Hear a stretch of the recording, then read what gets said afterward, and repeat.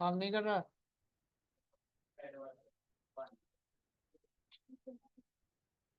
अलग से सिस्टम पे दिखाना, बताना, मैं बता दूँ।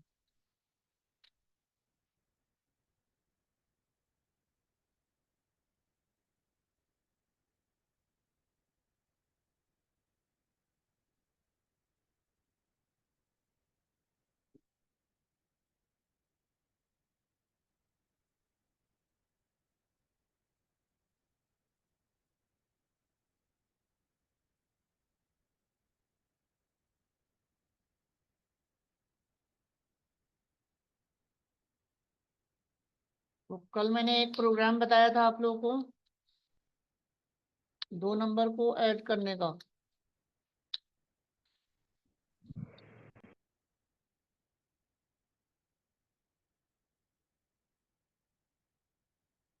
ए में हमने 10 दिया था और बी में 20.5, और फिर दोनों नंबर को हमने क्या किया था, ऐड किया था। तो ये प्रोग्राम आपका स्टैटिक है, जितनी बार रन करोगे हर बार आउटपुट सेम आएगा। तो कभी भी हम ऐसा प्रोग्राम नहीं बनाते हैं, हमें प्रोग्राम डायनेमिक बनाना होता है। ठीक है, कि जितनी बार हम रन करें हर बार वो आउटपुट क्या अलग अलग आए। तो ऐसा करने के लिए आपको रन टाइम पे इनपुट लेना होगा। तो हेडिंग डालो, how to take input at run time in Python.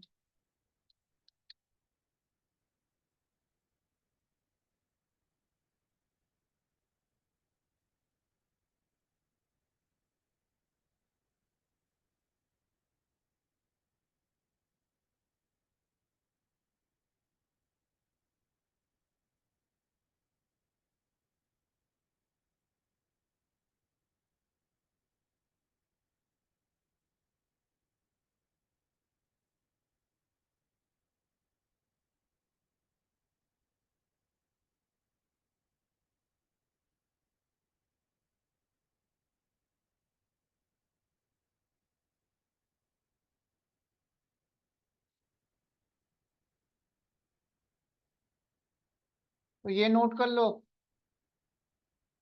Python में रन टाइम पे इनपुट लेने के लिए आपके पास इनपुट नाम का फंक्शन होता है। और जब भी आप इनपुट फंक्शन यूज करोगे तो जो भी आप इनपुट दोगे वो बाय डिफॉल्ट स्ट्रिंग में लेता है।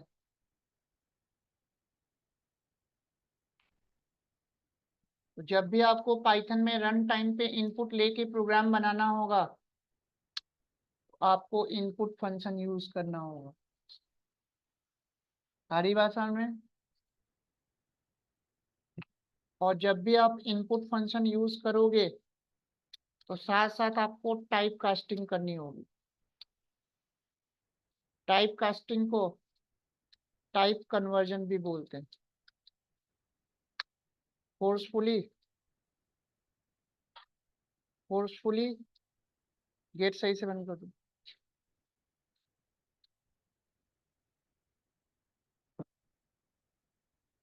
Forcefully change one data type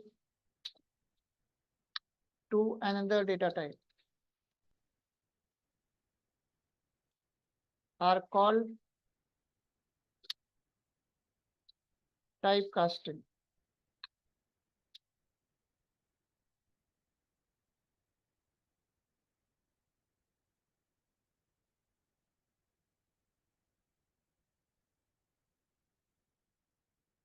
इतना नोट कर लो, पाइथन में जब भी आपको रन टाइम पे इनपुट लेना होगा आपको इनपुट नाम का फंक्शन यूज करना होगा, प्लस उसके साथ साथ आपको टाइप कास्ट करना होगा। टाइप कास्टिंग का मतलब क्या होता है, फोर्सफुली एक डेटा टाइप को अनदर डेटा टाइप में चेंज करना। तो स्ट्रिंग को अगर आपने इंटीजर बना दिया या इंटीजर को स्ट्रिंग बना दिया तो इस प्रोसेस को क्या बोलेंगे, टाइप कास्टिंग। जब भी आपको रन टाइम पे इनपुट लेना होगा आपको उसके साथ साथ टाइप कास्ट करना होगा, क्योंकि जो इनपुट फंक्शन है, जो भी आप इनपुट दोगे वो बाय डिफॉल्ट किस में लेता है, स्ट्रिंग में लेता है। और जब तक स्ट्रिंग को आप इंटीजर या फ्लोट नहीं बनाओगे तब तक आप कोई भी मैथमेटिकल ऑपरेशन नहीं कर सकते। ठीक है, यहाँ तक कोई डाउट?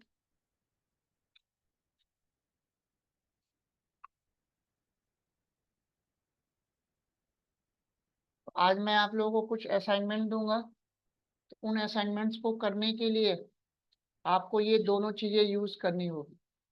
ठीक है, हो गया यहाँ तक? तो अब ये जो मैंने स्टैटिक प्रोग्राम बनाया था, अब इसको हमें क्या बनाना है, डायनेमिक बनाना है। तो अब डायनेमिक बनाने के लिए मैं क्या करूंगा, अभी लिखना मत, पहले समझ लो। तो यहाँ पे हमने इनपुट वाला फंक्शन यूज कर लिया और इसमें हमने मैसेज पास कर दिया, इंटर वैल्यू ऑफ ए। और सेम ऐसे ही मैंने बी में भी इनपुट फंक्शन यूज कर लिया और यहाँ पे मैसेज हमने क्या दे दिया, इंटर वैल्यू ऑफ बी। यहाँ तक कोई डाउट? अब जब हम रन करेंगे तो मैंने ए में मान लो 10 दिया, अब वो 10 को इंटीजर कंसीडर नहीं कर रहा है, क्या ले रहा है, स्ट्रिंग। इसके बाद मैंने बी में 50.5 दे दिया, तो इसको वो फ्लोट कंसीडर नहीं कर रहा है, स्ट्रिंग कंसीडर कर रहा है, इसीलिए रिजल्ट गलत आया। रिजल्ट में क्या आया, दोनों को उसने कॉन्केटनेट कर दिया, ऐड नहीं किया, क्योंकि आप पता है स्ट्रिंग में आप कोई भी मैथमेटिकल ऑपरेशन नहीं कर सकते। तो जब तक आप इस स्ट्रिंग को इंटीजर नहीं बनाओगे और जब तक इस स्ट्रिंग को आप फ्लोट नहीं बनाओगे तब तक आपका रिजल्ट करेक्ट नहीं आएगा। इतनी बात क्लियर हुई? तो अब मैं टाइप कास्ट करूंगा। तो अब मैंने यहाँ पे इंट लिख दिया। तो इंट लिखने का मतलब क्या हुआ, अब ए में जो भी आप इनपुट दोगे उस स्ट्रिंग को वो इंटीजर में टाइप कास्ट कर देगा। और यहाँ पे हमने क्या लगा दिया, अब फ्लोट लगा दिया। तो जब भी आप इनपुट फंक्शन यूज करोगे आपको साथ साथ टाइप कास्ट करना होगा। अब आपका आंसर करेक्ट आएगा। अब आपका ये प्रोग्राम डायनेमिक बन गया। जितनी बार रन करोगे हर बार आप इनपुट अलग अलग दोगे और हर हर बार आपका आउटपुट अलग आएगा। तो ये आपका डायनेमिक प्रोग्राम बन गया। इसमें कोई कंफ्यूजन, नोट कर लो।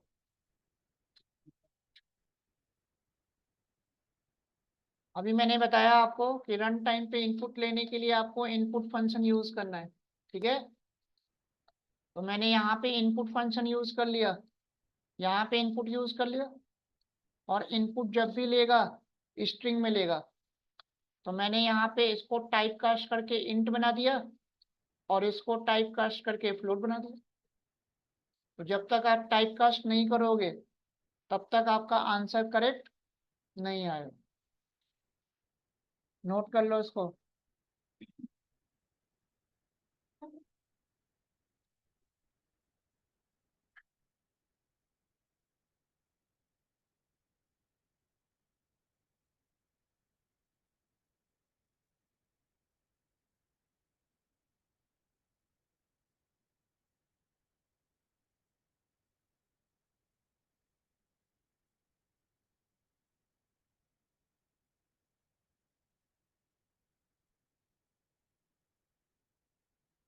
हो गया? हाँ, बात मत करो। अब यहाँ पे एक छोटी सी प्रॉब्लम आएगी। आप जब, मैंने कल बताया था इंटीजर कंप्यूटर की मेमोरी में कितने बाइट का स्पेस लेता है, 4, और फ्लोट 8 बाइट लिखवाया था। अब अगर आपने ए को इंटीजर बना दिया है, अब गलती से इनपुट देते समय अगर आपने ए में फ्लोट वैल्यू दे दी तो वो एरर शो कर देगा, क्योंकि इंटीजर के अंदर कभी भी आप फ्लोट नहीं दे सकते। लेकिन ये प्रॉब्लम आपको फ्लोट के साथ नहीं आएगी। अगर आपने फ्लोट में इंटीजर वैल्यू दे दिया तो अपने आप इसको वो 20.0 बना देगा और आउटपुट फ्लोट में आएगा। तो अगर इसको इंटीजर को वो फ्लोट नहीं बना रहा होता तो आउटपुट आपका 30 आता। आई बात समझ में? तो अगर ऐसी प्रॉब्लम हो कि आपको पता नहीं है कि इंटीजर देना है कि फ्लोट देना है, तो आप दोनों को अगर फ्लोट बना देते हो तो आपकी प्रॉब्लम सॉल्व। अब आप चाहो तो दोनों में इंटीजर दो और चाहो तो दोनों में फ्लोट दो, कोई प्रॉब्लम आएगी? तो ये चीज नोट कर लेना कि गलती से इंटीजर में अगर आपने फ्लोट वैल्यू दे दी तो वो एरर शो कर देगा। ठीक है, नोट कर लो। तो अगर आपने किसी भी वेरिएबल को इंटीजर बनाया है तो उसमें आप फ्लोट वैल्यू नहीं दे सकते, और फ्लोट में आप इंटीजर भी दे सकते हो और डेसिमल भी दे सकते हो। ठीक है, लेगा वो फ्लोट ही। तो अगर आपने फ्लोट बना दिया और इंटीजर वैल्यू दे दिया तो ऑटोमेटिकली वो 0.0 लगा देगा। क्लियर?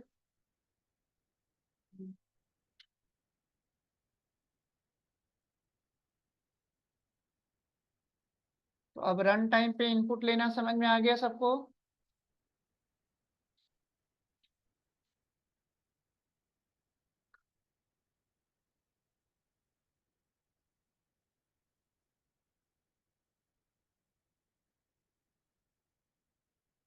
दो गेट बंद करो।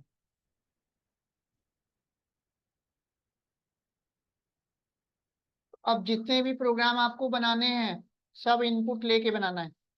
ठीक है, रन टाइम पे। जैसे कल मैंने आप लोगों को 2 नंबर को स्वैप करने का प्रोग्राम बताया था,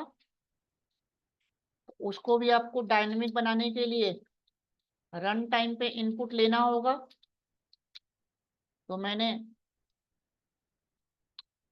ए और बी दोनों को इंटीजर बना दिया।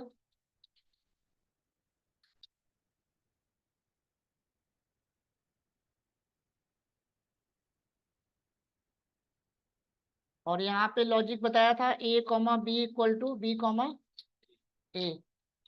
तो दोनों नंबर स्वैप हो जाएगा। तो अब आपका ये स्वैपिंग का प्रोग्राम भी और डायनेमिक बन गया। हर बार अलग अलग वैल्यू आएगी क्योंकि हर बार हम अलग अलग वैल्यू देंगे। इसमें कोई डाउट? तो अब रन टाइम पे जो भी आप वैल्यू दोगे हर बार वो अलग अलग आएगा। तो बी वाली वैल्यू ए में चली गई और ए वाली वैल्यू बी में। नोट कर लो। तो ऐसे ऐसे आपको डायनेमिक प्रोग्राम बनाना सीखना है।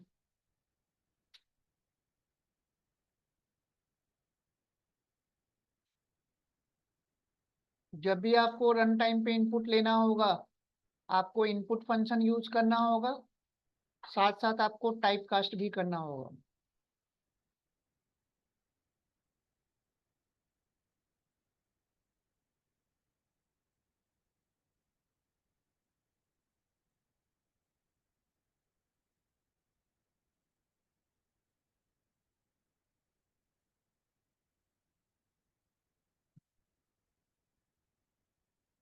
इसमें कोई कंफ्यूजन?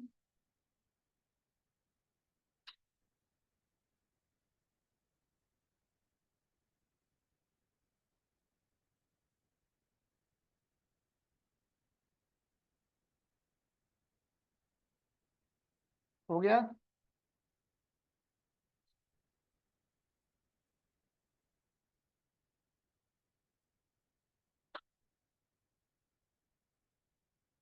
हो गया सबका?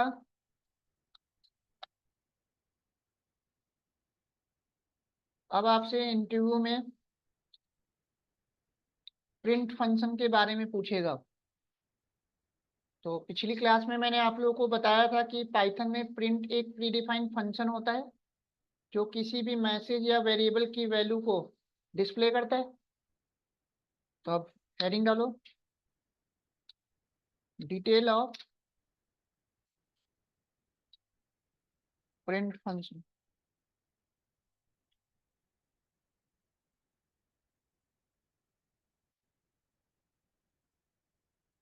अब आपसे इंटरव्यू में पूछेगा कि जो प्रिंट फंक्शन होता है इसमें आप मिनिमम कितने पैरामीटर दे सकते हो और मैक्सिमम कितने पैरामीटर दे सकते हो। तो आपको लिखना है मिनिमम 1 और मैक्सिमम 5।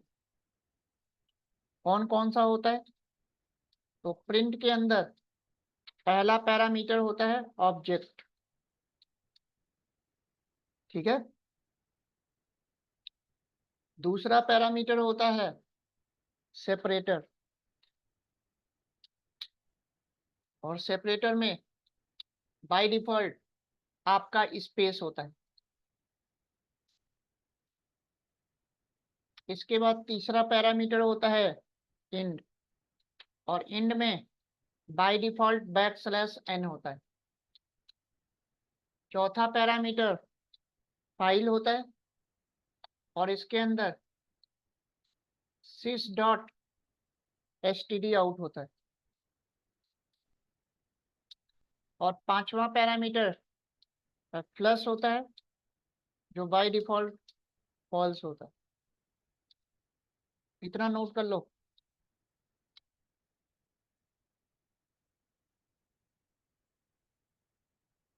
आपको ये बताना है कि प्रिंट फंक्शन के अंदर आप 5 पैरामीटर दे सकते हो।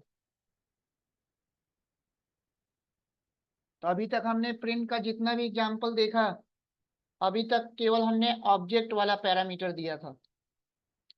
आ रही बात समझ में?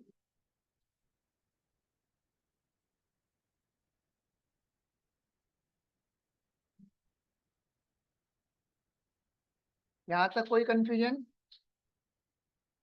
तो अगर आप सेपरेटर वाला पैरामीटर नहीं देते हो तो बाय डिफॉल्ट इसमें स्पेस होता है। इंड वाला पैरामीटर अगर यूज नहीं करते हो तो बाय डिफॉल्ट \n होता है। तो लिख लिया।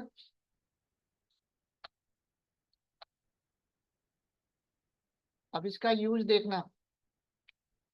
मान लो मैंने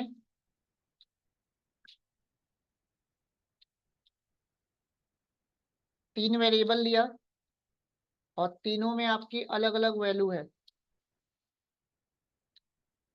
यहां तक कोई डाउट है किसी को? ए के अंदर क्या चला गया, बी में, और सी में 30। अब जैसे ही मैंने प्रिंट के अंदर A, B, C किया, तो अब आप देखोगे कि तीनों वैल्यू के बीच में अपने आप एक स्पेस ले लेता है। मैंने कहीं पे स्पेस दिया है, तो वो स्पेस किस वजह से लिया? सेपरेटर पैरामीटर की वजह से। तो अगर बाय डिफॉल्ट अगर सेपरेटर पैरामीटर यूज नहीं करते हो तो ये अलग अलग वेरिएबल के बीच में अपने आप स्पेस दे दिया। आई बात समझ में? तो सेपरेटर जो है वो अलग अलग वैल्यू के बीच में सेपरेट करने का काम करता है। आई बात समझ में?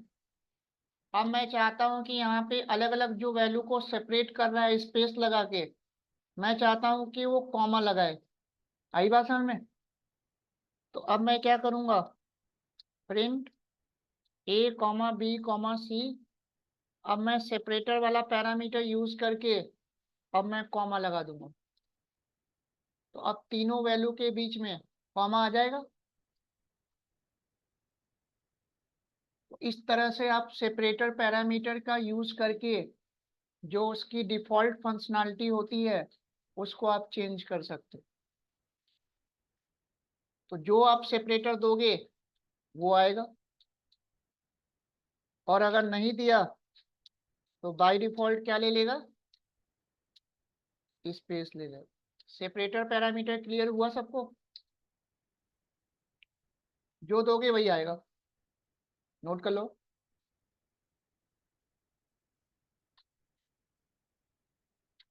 और जितने भी वेरिएबल पास कर रहे हो ये सब ऑब्जेक्ट वाला पैरामीटर होता है। तो दोनों पैरामीटर क्लियर हुआ सबको, ऑब्जेक्ट और सेपरेटर? हाँ जी बताइए।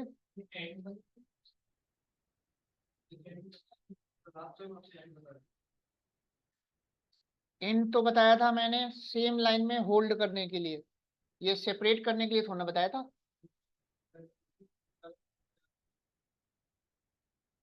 वो एक लाइन के अंदर था।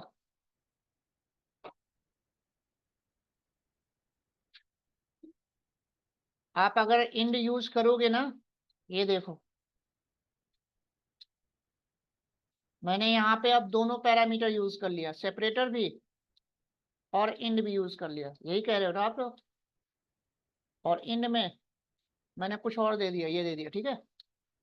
तो इंड में जो भी दोगे वो लास्ट में आएगा, सबके बीच में थोड़ा आएगा। आ रही बात समझ में?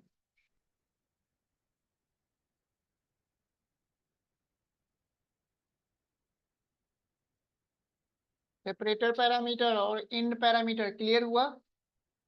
इंड में जो भी दोगे वो लास्ट में आएगा।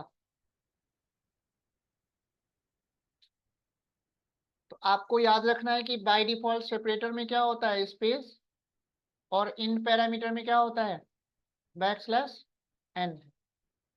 और बैकस्लैश n होने की वजह से print by default new line का काम करता है, ठीक है। वही अगर इन पैरामीटर नहीं होता तो फिर ये न्यू लाइन का काम नहीं करता। यहां तक हो गया सबका?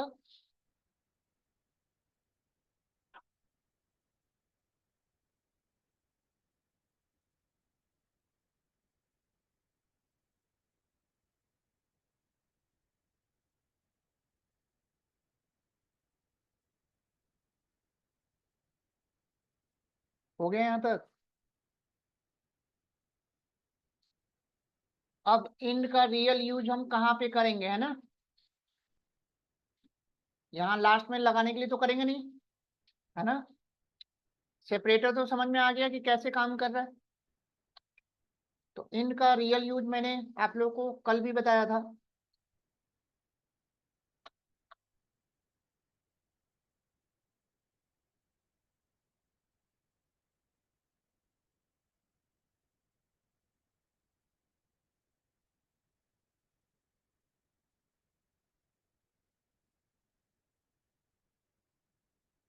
मैंने 2 बार अलग अलग प्रिंट यूज किया, तो अब आपका जो आउटपुट है अलग अलग लाइन में आएगा। और इन दोनों आउटपुट को सेम लाइन में लाने के लिए आपको इंड लगाना होगा। इसके लिए हम इंड यूज करेंगे, यही बताया था। अब यहाँ पे जो भी आप दोगे वही आएगा उसके बीच में।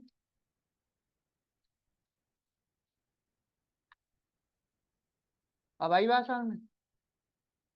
तो आपने 2 अलग अलग प्रिंट यूज किया है, लेकिन दोनों प्रिंट का आउटपुट सेम लाइन में आए, तो ऐसा करने के लिए आपको इंड लगाना होगा। बात समझ में आ गई? और इंड में स्पेस देने का मतलब बाय डिफॉल्ट जो इंड के अंदर बैकस्लैश n था वो खत्म हो गया, जिसके वजह से वो न्यू लाइन का काम नहीं कर रहा। क्लियर हुआ? नोट कर लो। तो अब आप लोगों को प्रिंट में सेपरेटर का और इंड का दोनों का यूज क्लियर हो गया। तीनों पैरामीटर क्लियर हुआ कैसे यूज करना है। जहां जैसी नीड होगी वैसा आपको यूज करना होगा।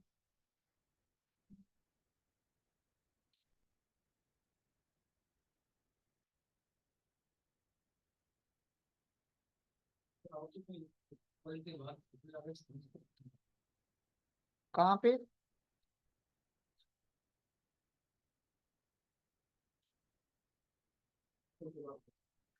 ये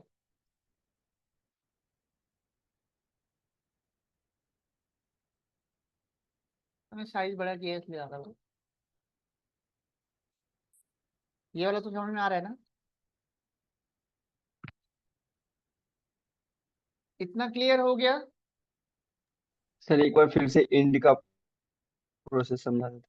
अगर आप इंड नहीं लगाओगे तो रन जब करोगे तो बाय डिफॉल्ट इंड के अंदर बैकस्लैश n होता है, और उसी की वजह से आपका दोनों आउटपुट अलग अलग लाइन में आ रहा है, ये देखो। अब इस दोनों आउटपुट को मेरे को सेम लाइन में करना है, तो ऐसा करने के लिए मैंने इंड लगाया।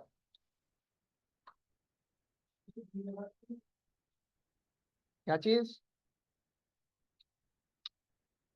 हाँ बताओ।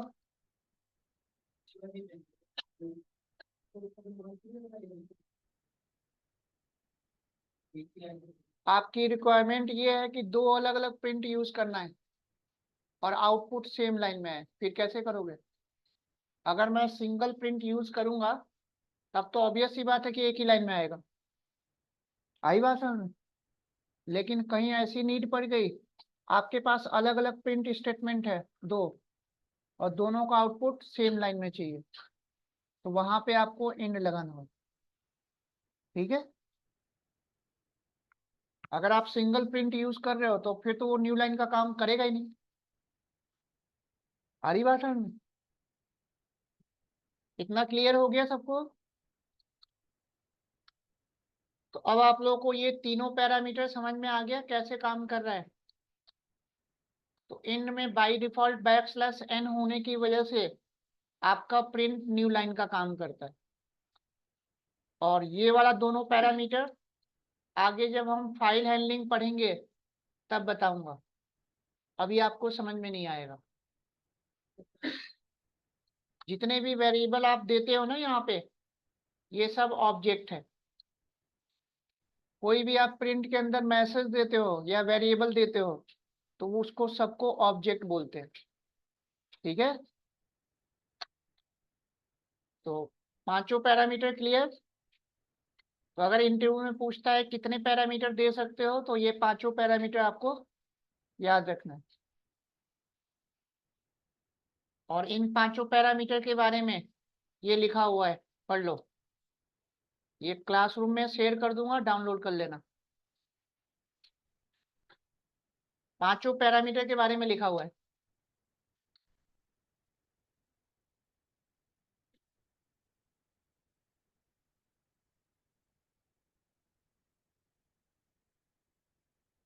ठीक है?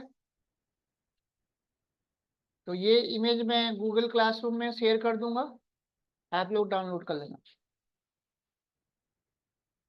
तो पांचों पैरामीटर याद रहेगा आप लोगों को?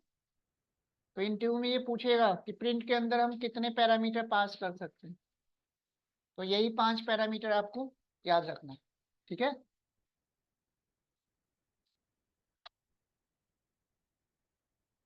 तो फाइल और प्लस के बारे में हम फाइल हैंडलिंग में देखेंगे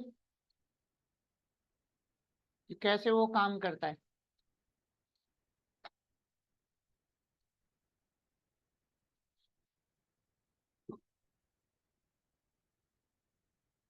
चलो नेक्स्ट हेडिंग डालो। जितने भी प्रोग्रामिंग लैंग्वेज आप पढ़ते हो, हर प्रोग्रामिंग लैंग्वेज में आपको टोकन्स मिलेगा। तो इंटरव्यू में क्वेश्चन ये पूछते हैं कि टोकन होता क्या है और कितने टाइप के टोकन्स होते हैं।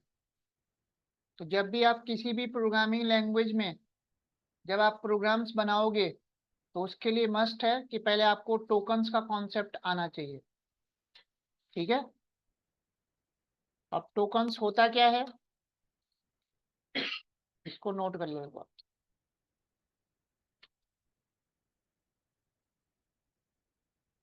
डिफिनीशन नोट कर लो एक बार।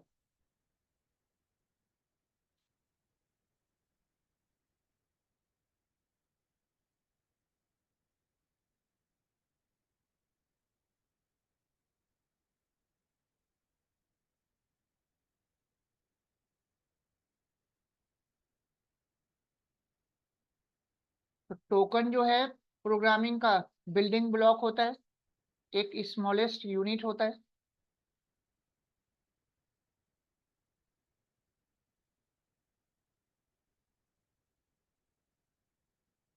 कोई भी प्रोग्रामिंग लैंग्वेज जब आप पढ़ोगे, C++, जावा, .NET, PHP, पाइथन, सब में ये टोकन्स आपको मिलेगा ही मिलेगा। हर लैंग्वेज के लिए कॉमन है।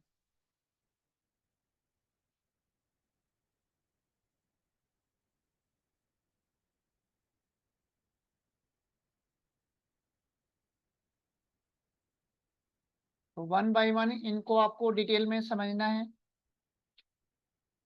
इसके बिना आप कोई भी प्रोग्राम नहीं बना सकते।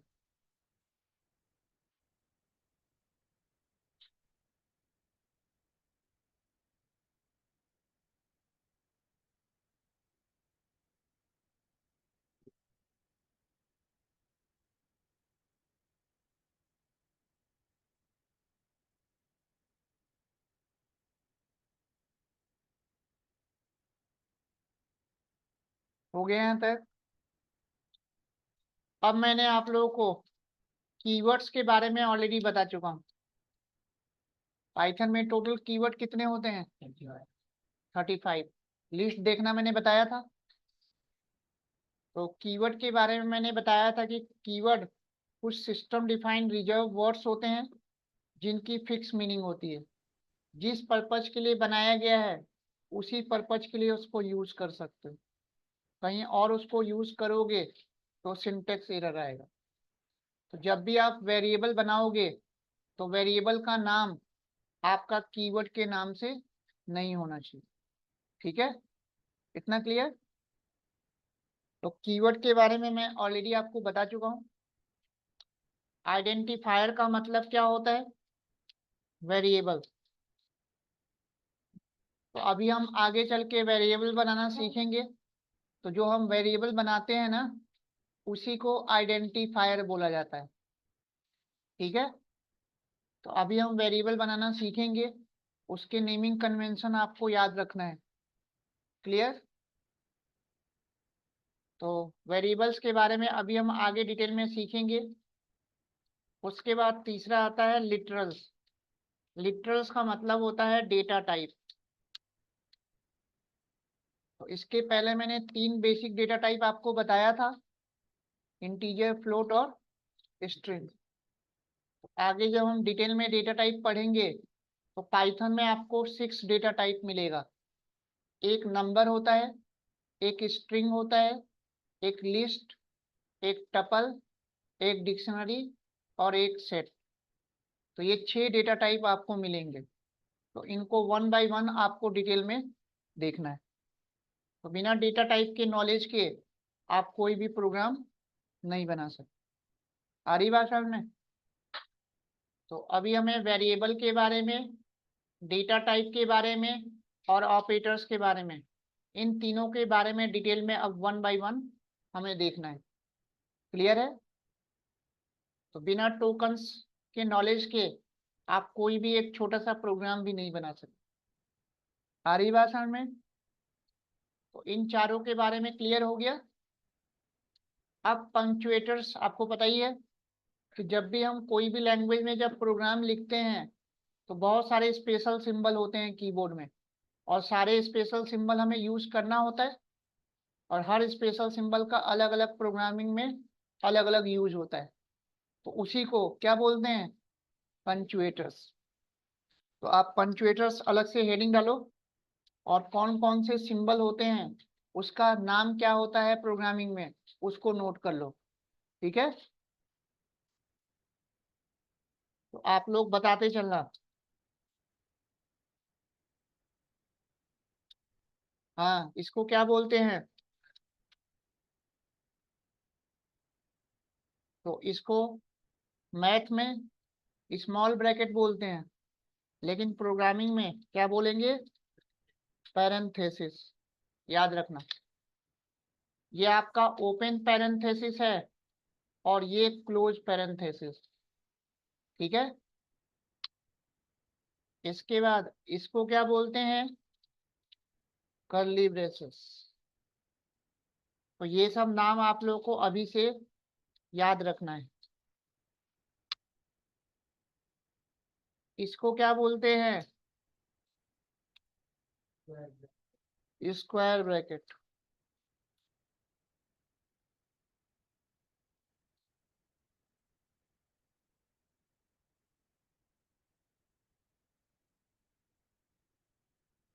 इसको क्या बोलते हैं? मैथ में परसेंटेज बोलते हैं, प्रोग्रामिंग में मॉडुलस, मॉडुलस बोलते हैं। तो यहाँ पे परसेंटेज नहीं है, मॉडुलस ऑपरेटर बोलते हैं इसको।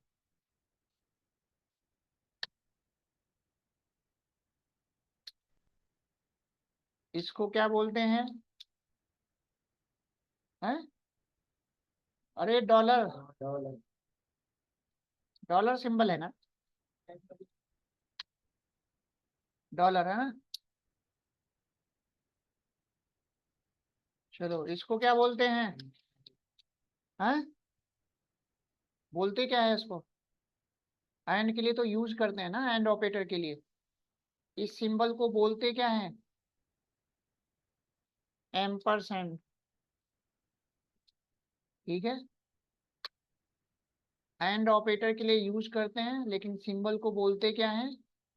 एम्परसेंड, याद रखना।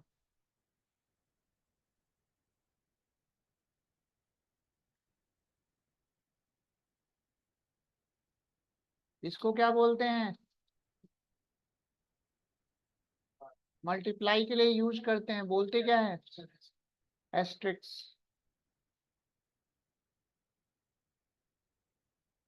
स्टार मत बोलना। तो ये सब टेक्निकल वर्ड आप लोग को याद रखना है, हर प्रोग्रामिंग लैंग्वेज में यही बोला जाता है। इसको क्या बोलते हैं?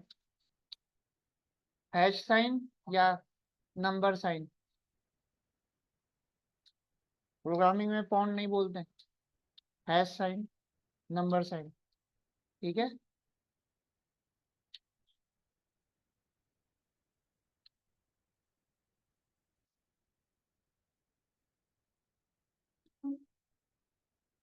इसको क्या बोलते हैं? Exclamation mark.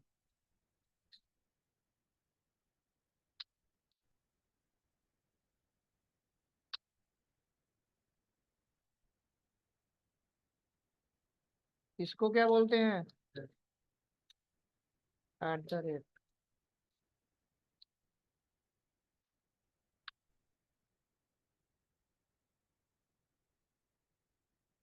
इसको क्या बोलते हैं? Tilde sign. टिल्ड साइन, ठीक है। इसको क्या बोलते हैं? पावर के लिए यूज करते हैं, बोलते क्या है किसी को idea? Caret sign. Caret sign बोलते हैं इसको।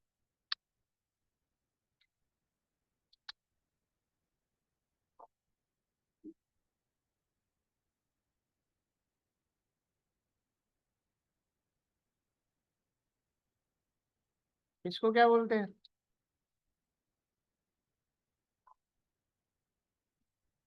इसको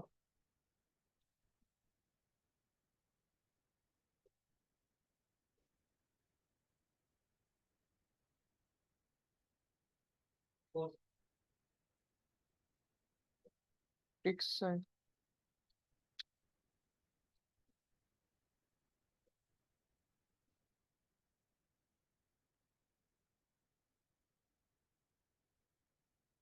इसको क्या बोलते हैं?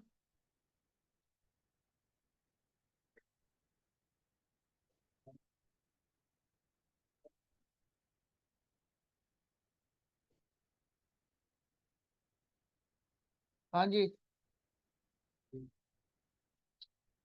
Pipe sign.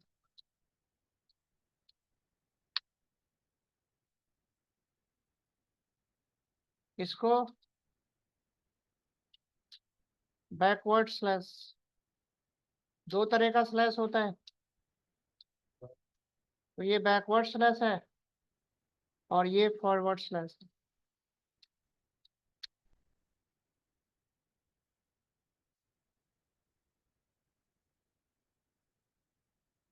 इसको क्या बोलते हैं? हाँ, कोलन। और इसको सेमी कोलन। तो ये सब सिंबल आप लोग को नाम याद रखना है, बार बार यूज होगा। हर जगह बार बार यूज होगा, ठीक है, ये तो पता ही है, ये तो पता ही है। लेस देन है, अरे ग्रेटर देन नहीं है, लेस देन है, ये ग्रेटर देन होता है, ठीक है।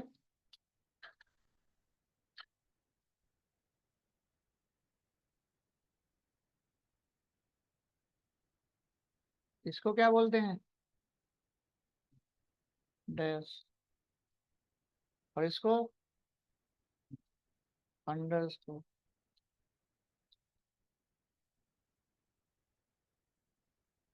और कोई सिंबल बचा?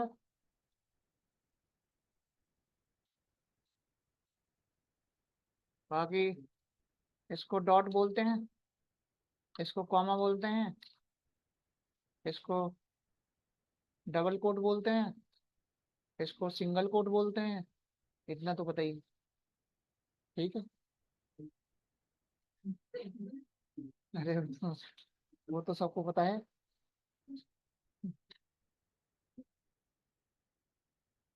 तो ये सारे जो है आपके पंक्चुएटर्स मार्क्स हैं, जो आपके प्रोग्रामिंग में सारा यूज होगा। ये सारे सिंबल जितना भी मैंने लिखवाया है, ये सब कहीं ना कहीं यूज होगा। तो यही आपको टेक्निकल नाम याद रखना है, ठीक है। कोई भी प्रोग्रामिंग लैंग्वेज आप लर्न करोगे, सब में आपको यही नाम मिलेगा, ठीक है। चलो, इसमें कोई कंफ्यूजन?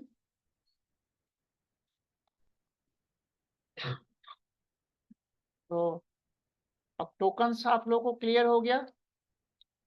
तो 5 टाइप के टोकन्स मिलेंगे, कीवर्ड, आइडेंटिफायर, लिटरल्स, ऑपरेटर और पंक्चुएटर्स। तो अभी मैंने बताया कीवर्ड, आपको बताया था 35 कीवर्ड होते हैं, ये सब कीवर्ड है। ये आपके जो वेरिएबल बनाते हो वो आइडेंटिफायर होता है, और ये लिटरल आपका डेटा टाइप होता है। ऑपरेटर हम आगे पढ़ेंगे, और पंक्चुएटर्स मैंने सारा बता ही दिया, क्लियर।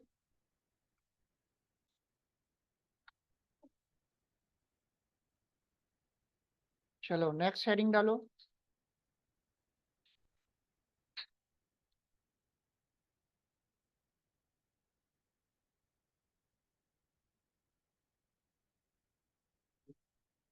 Variables in.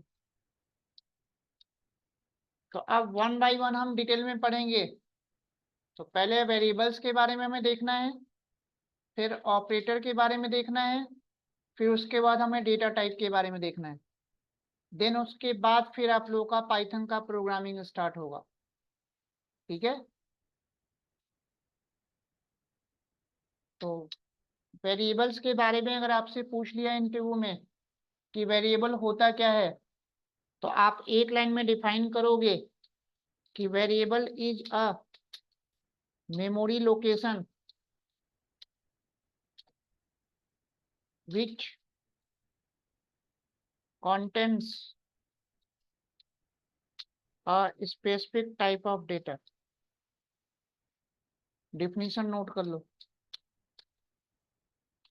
तो सिंपल सा एक लाइन में आपको वेरिएबल को डिफाइन करना है कि वेरिएबल जस्ट एक मेमोरी लोकेशन होता है, जहां हम जिस टाइप का डेटा देते हैं उस टाइप का वो डेटा स्टोर कर लेता है।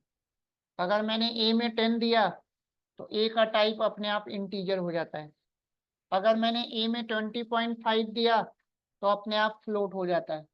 ए में अगर मैंने 20.5 को सिंगल डबल कोट में दिया तो वो स्ट्रिंग हो जाता है। आई बात समझ में? अब इसके बाद लिखो नेमिंग कन्वेंशन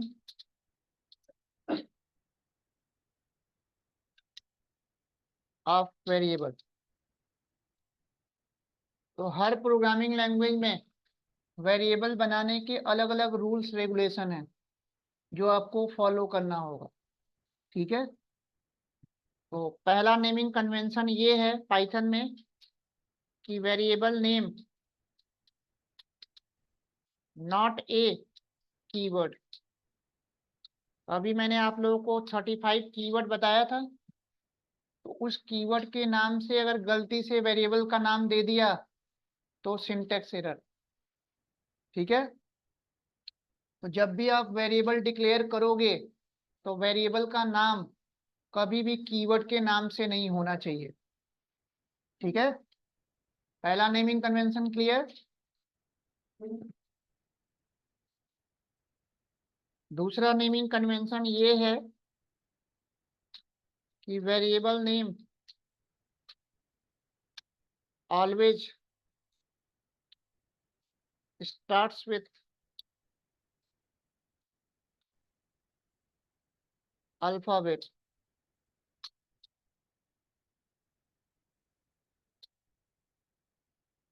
एक्सक्लूड अंडरस्कोर।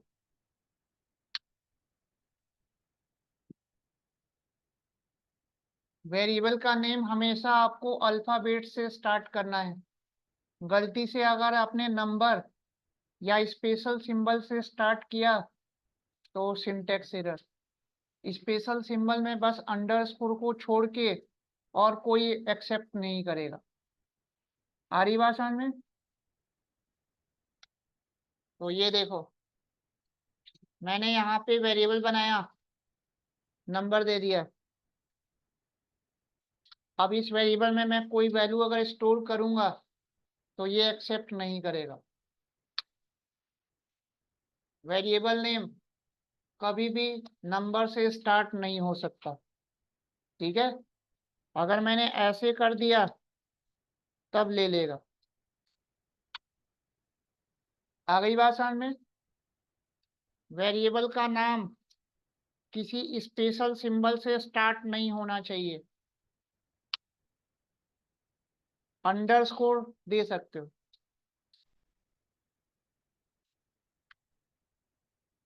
आ रही बात समझ में? तो आपका वेरिएबल नेम कभी भी नंबर या स्पेशल सिंबल से स्टार्ट नहीं होना चाहिए। बाद में नंबर आ सकता है, लेकिन आपके वेरिएबल के नेम में स्टार्टिंग में या बीच में कहीं पे भी स्पेशल सिंबल नहीं आएगा। अगर आपने बाद में भी अगर स्पेशल सिंबल दे दिया तो ये देखो काम नहीं करेगा। अंडरस्कोर आ सकता है बीच में, स्टार्टिंग में।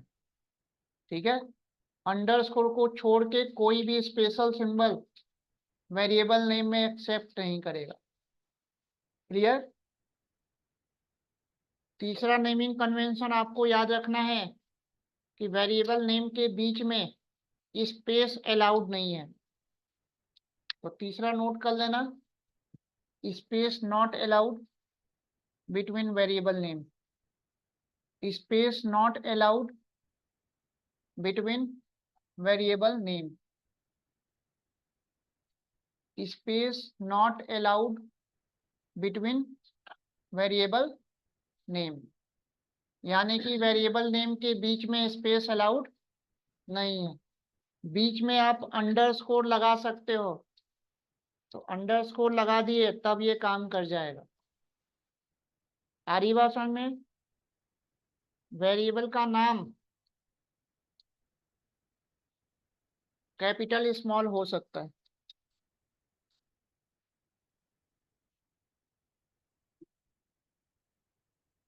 वेरिएबल का नाम टोटल कैपिटल लेटर हो सकता है। आ रही बात समझ में? तो नेमिंग कन्वेंशन सबको क्लियर हो रहा है? तो ये सब रूल आपको फॉलो रखना है, अदरवाइज आपका वेरिएबल में एरर आ जाएगा। तो वेरिएबल का नाम आप स्मॉल कैपिटल दे सकते हो, सारा कैपिटल दे सकते हो, अल्फाबेट नंबर हो सकता है, लेकिन स्टार्टिंग में नंबर अलाउड नहीं है, स्पेशल सिंबल अलाउड नहीं है। ठीक है,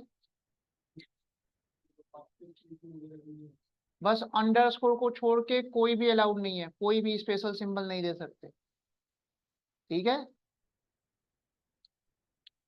तो अब आपको वेरिएबल वेरिएबल का डिफिनीशन और नेमिंग कन्वेंशन क्लियर है? कोई डाउट?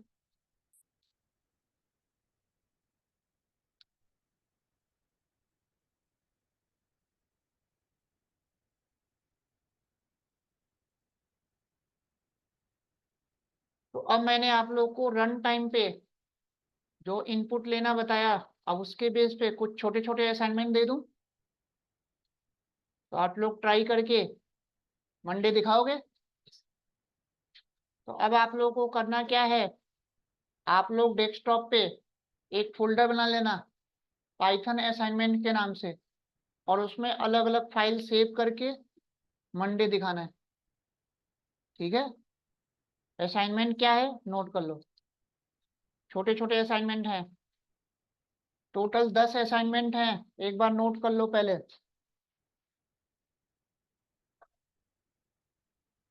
असाइनमेंट नोट करो,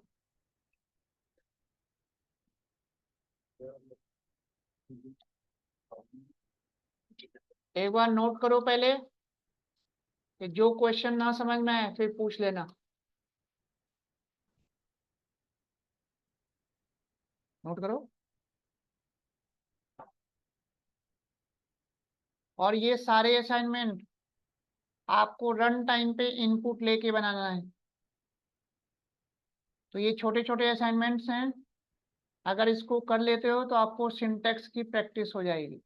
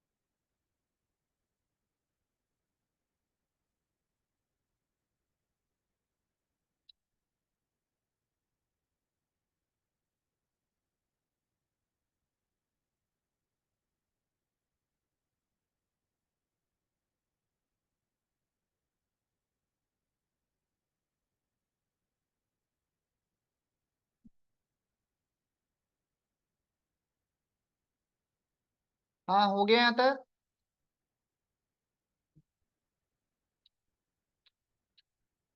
तो टोटल 10 क्वेश्चन है।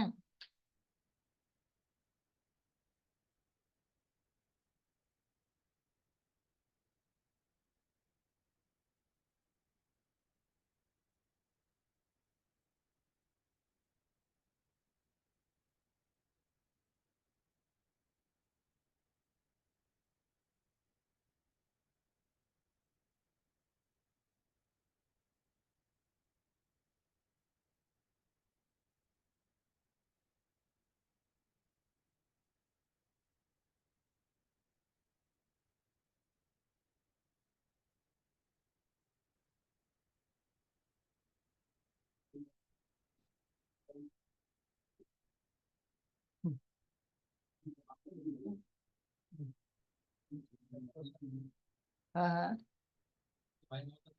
लिख तो लो पहले।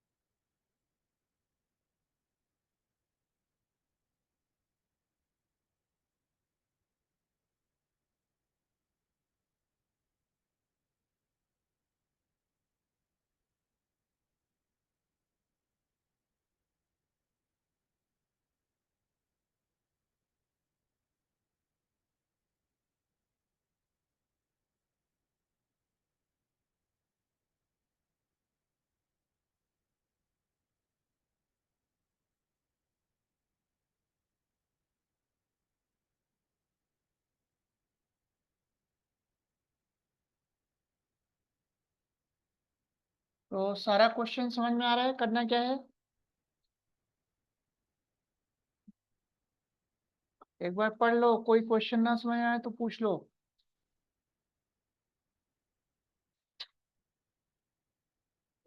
हाँ। 7, रन टाइम पे बेसिक सैलरी इनपुट करनी है। आई भाषण में, रन टाइम पे बेसिक सैलरी इनपुट करोगे और उस बेसिक सैलरी का 10% डीए निकालना है। डीएनएस अलाउंस, महंगाई भत्ता। HRA, house rent allowance. TA, travelling allowance. जब कंपनी में जॉब करोगे तो सैलरी स्लिप मिलेगी, तो उसमें ये सब मेंशन होता है। नहीं। और 10% 20% निकालना है? परसेंट निकालना तो आता है ना।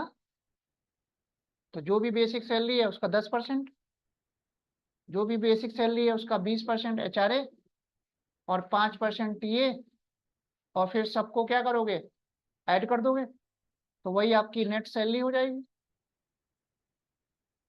आई बात समझ में?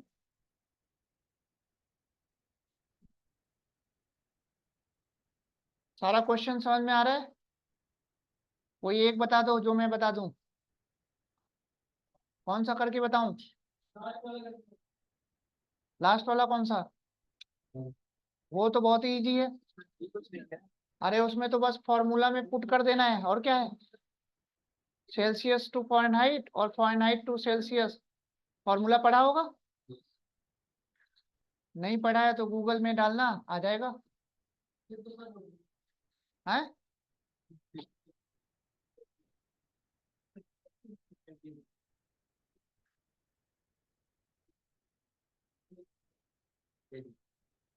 तो कौन सा बताऊं? कौन सा?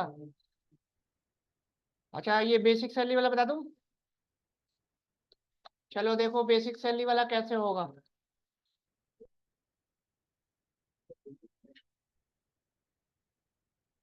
तो सबसे पहले हमने क्या किया,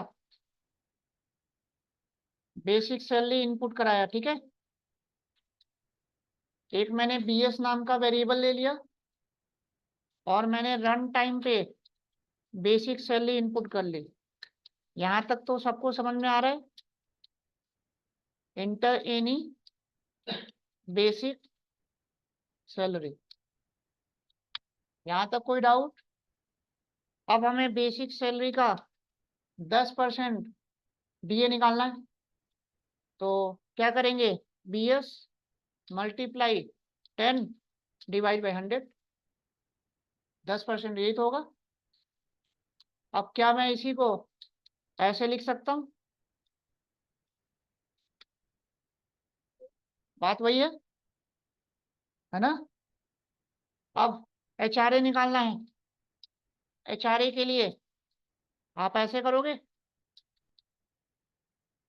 ऐसे ना करके मैं ऐसे कर दूं, बात तो वही है। आ गई बात समझ में? तो हमने बेसिक सैलरी का 10% डीए निकाल लिया, 20% क्या निकाल लिया, एचआरए, और उसके बाद 5% क्या निकालना है, टीए। तो 0.05 मल्टीप्लाई बीएस, इतना क्लियर। अब मैंने एक नेट सैलरी ली, BS plus DA plus HRA और प्लस टीए, और इसको अलग अलग डिस्प्ले कर दिया। तो ऐसे बनाना था, क्लियर हुआ?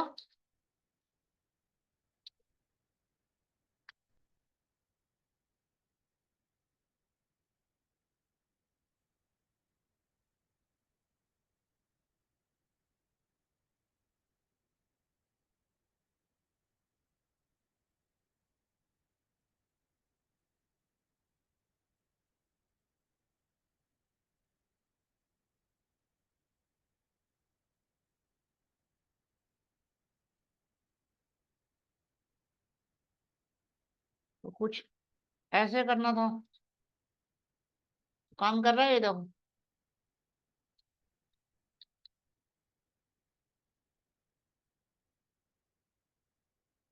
इस बेसिक सैलरी का 10% डीए, 20% एचआरए, 5% टीए, और सबको ऐड करके ये आपकी नेट सैलरी आ गई। तो जब आप किसी कंपनी में काम करोगे, सैलरी स्लिप मिलेगी, तो उसमें ये सब मेंशन होगा कि आपको बेसिक सैलरी कितनी मिली, डीए कितना मिला, एचआरए कितना मिला, टीए कितना मिला। ठीक है, नोट कर लो। तो कुछ ऐसे ऐसे आप लोगों को थोड़ी प्रैक्टिस करनी है। अब तो आ रहा है समझ में? आया समझ में? नोट कर लो। हाँ, क्लासरूम में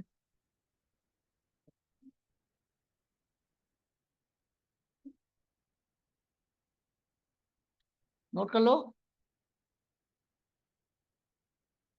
अब तो आप लोग कर लोगे ना सारा। गलत या सही, स्टार्टिंग में थोड़ी प्रॉब्लम आएगी, है ना। तो जब तक आप लोग खुद से नहीं करोगे सिस्टम पे, तब तक चीजें क्लियर नहीं होंगी।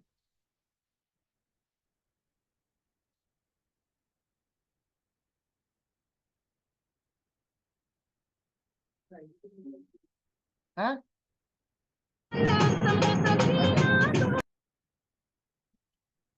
अभी सारा आपको आइडल पे करना है, आगे बताऊंगा जुपिटर पे।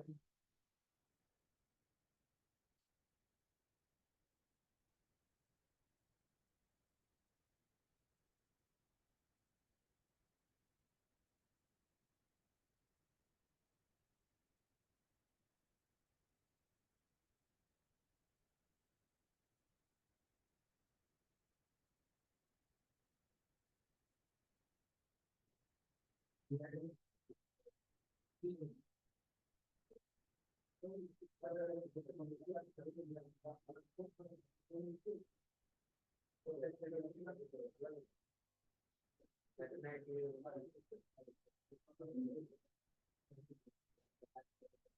अब तो पाइथन के बेसिक इंट्रोडक्शन में कोई डाउट नहीं है ना किसी को? प्रोग्राम बनाने में, रन करने में प्रॉब्लम तो नहीं हो रही किसी को?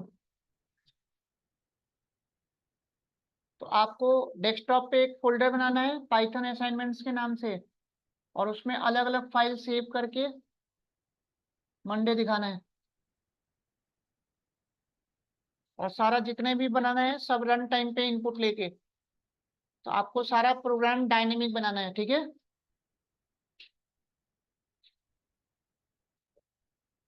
हो गया ये? और देख लो, और तो कोई डाउट नहीं है ना? बन जाएगा ना बाकी तो?